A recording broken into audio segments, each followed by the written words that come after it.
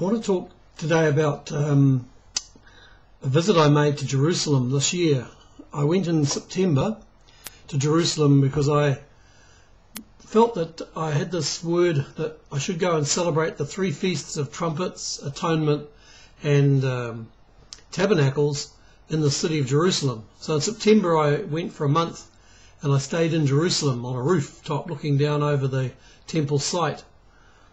My impression was that Jerusalem, although it's a wonderful city with many tourists visiting there and many different cultures living together in Jerusalem, in terms of a spiritual centre of life, Jerusalem is not functioning as God intended this temple site to function.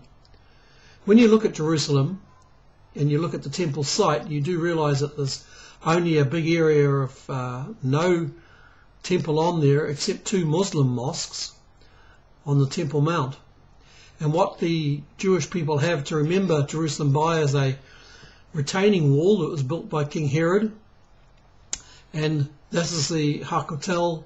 There they come and they pray and they worship and they are pleading for the Messiah to come back to Jerusalem.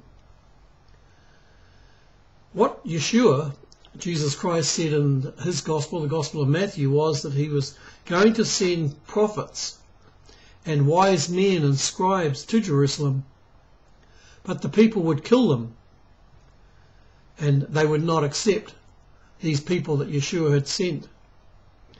He himself said, I wanted to gather you together as children. And that was his aim. He wanted to gather them together as children so they could be in his house, his Father's house, the house of Jerusalem, and where it could be a house of prayer for all the nations. But instead of them wanting to allow him to be their Messiah, they rejected him. And so he could not do that. They didn't want him to be the king in the house and them being in the house to enjoy what he was able to provide for them. Then he said these amazing words, now, behold, your house is being left to you desolate. He didn't call it his house or his Father's house. He said it was your house and it will be left to you desolate. Until you say, Baruch haba b'shem Adonai, which is, blessed is he who comes in the name of the Lord. In the next chapter of Matthew's Gospel, in chapter 24, Yeshua said that they would see, at a certain time, they would see the sign of the Son of Man appearing in the sky. Just as he promised, and the angels promised the disciples on the Mount of Olives, that the same Yeshua that they saw leave would come again, he said, you will see me in the sky, and all the tribes of the earth will mourn. They will see the Son of Man coming in the clouds with power and great glory.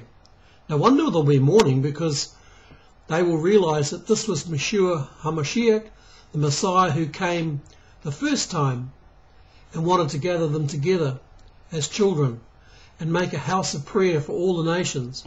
The same Messiah was returning, and he will this time set up Jerusalem as his house of prayer for all the nations.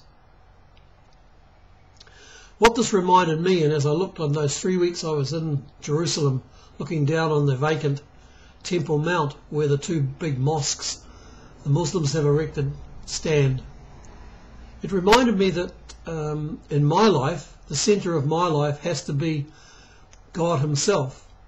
He has to be the king in the temple. He has to be able to be in the temple and establish his kingdom in my life. Then he can bring the prayer and answer the prayer and bring love, joy and peace, patience, kindness, goodness, gentleness, faithfulness and self-control. But he has to be the centre. It has to be his temple.